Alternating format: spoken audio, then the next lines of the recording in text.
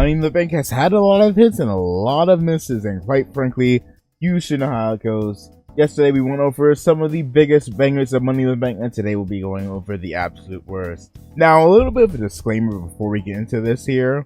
For some of these, especially and predominantly the last match that I'm going to be mentioning for 2023, is not exactly per se because they're bad, it's just because they're the weakest match of the card. That being said, a lot of these are bad because they were bad, period. But before you get to that, hey, feel free to like, comment, subscribe if you like wrestling content. Beat your boy over on the Twitch because we are going to be reacting to Money in the Bank this year live over on Twitch. Yeah, let's get into the video. 2014 Layla versus Summer Rae, and I'll be honest, this is one of the matches I completely forgotten about. And if memory serves me right, this might have been a storyline slightly inspired by Total Divas. All in all, this is a product of its time. Back when WWE was not exactly all in the idea of the women's revolution, and in turn, this match stuck up the joint. And on top of that, not exactly long this match, so even more evident that they were not really in the business of women's wrestling back then at all. 2015 Big Show versus Ryback, and let's just be blunt, this entire Intercontinental Championship reign of Ryback's was kind of a miss.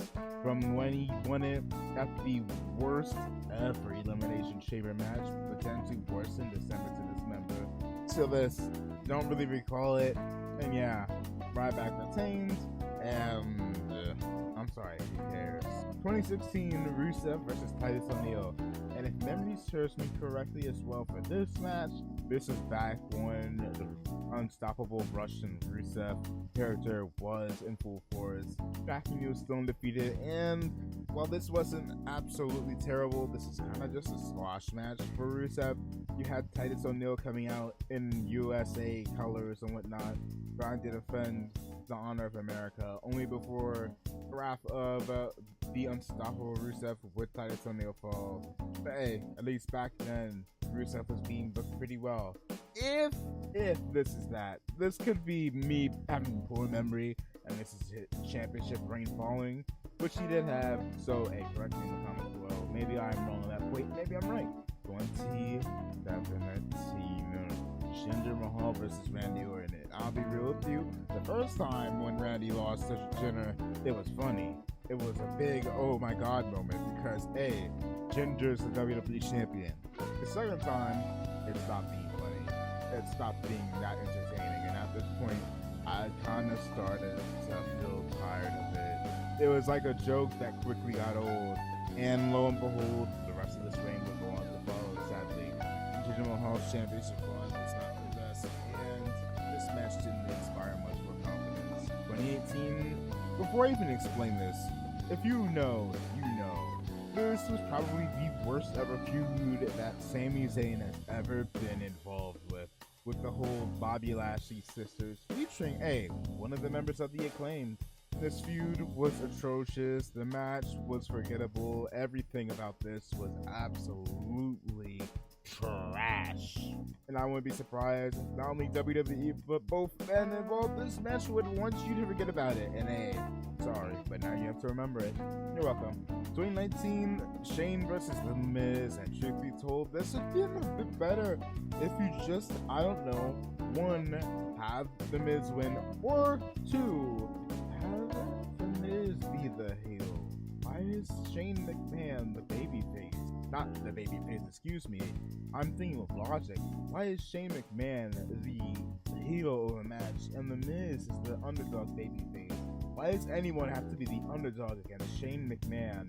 Also, again, yeah, Shane won this match. Wasn't exactly all inspired, even though it was in the side of a steel cage babyface Miz, especially that it wasn't working, and he felt even more neutered by his streak of losses against Shane McMahon, which lo and behold, this match would be a part of that streak of losses. 2020 Bobby Lashley versus R-Truth, and where the Money in the Bank ladder match succeeded, this match failed. The Money in the Bank ladder match, which if you watched your boy's video yesterday, and if you didn't, please go ahead and check that video out, because I did go over every single match of the past decade for Money in the Bank, which I felt absolutely killed it.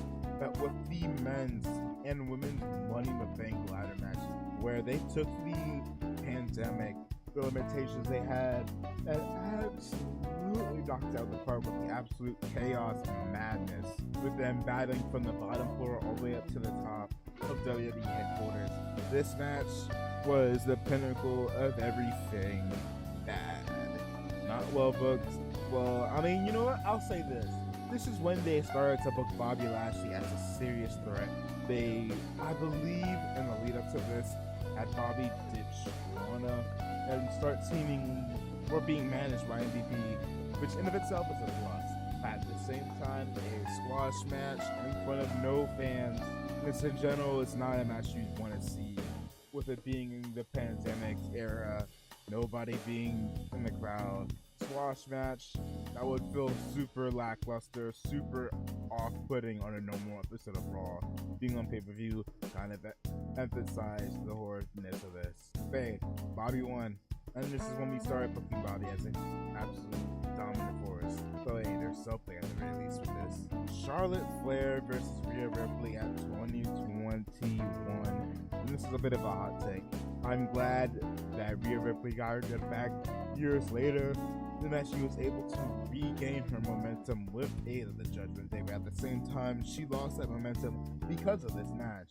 Or well, excuse me, because of the previous match. She started getting him back, not to mention she became the Raw Women's Champion, which she would lose here.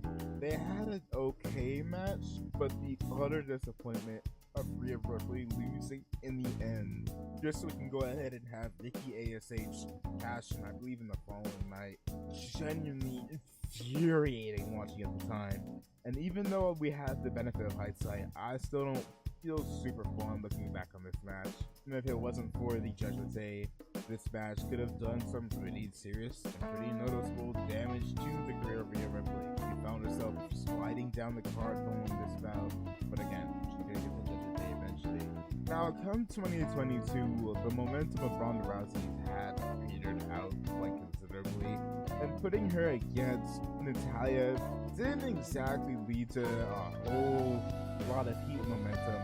This kind of, it was alright, and it's another reason why I would say the matches that I included here aren't exactly here because they were horrible, but this match, it was okay as compared to that of the highest of highs we would have on this pay-per-view, like the Usos versus the Street Profits, and even Edge versus Roman Reigns. This match kind of fell a bit flat in comparison to those. But hey, Liv Morgan would go ahead, cash in following this match, and win the title off of Ronda Rousey. And last year, 2023, by no means was this a bad match between Dominic Mysterio and Cody Rhodes, but at the same time, this card, pretty good. You had the likes of the Bloodline Civil War, you had the likes of Seth and Finn, Gunther and Riddle. The men and women's Money in the Bank ladder matches were both very enjoyable. This match, as I just said, we had the Bloodline Civil War. Roman Reigns was going through one of the more important matches of the year for himself. Meanwhile, Cody Rhodes, the man that not even a year later would defeat him at the following year's WrestleMania, was having a bit of a filler feeling feud. Yes, Dominic Mysterio was, and still to this day, gets quite a considerable amount of heat. This didn't feel nothing more than just a simple filler feud for the both of these guys. This didn't feel super important. The match was enjoyable, but compared to everything else, I wouldn't say I would want to watch this more than, say, Roman and Solo versus the Usos, or than the Money in the Bank ladder matches. What would you put for your worst matches of the past decade at every single Money in the Bank pay-per-view? Feel free to let me know in the comments down below. And hey, don't forget, like, comment, subscribe. And yeah, stay out.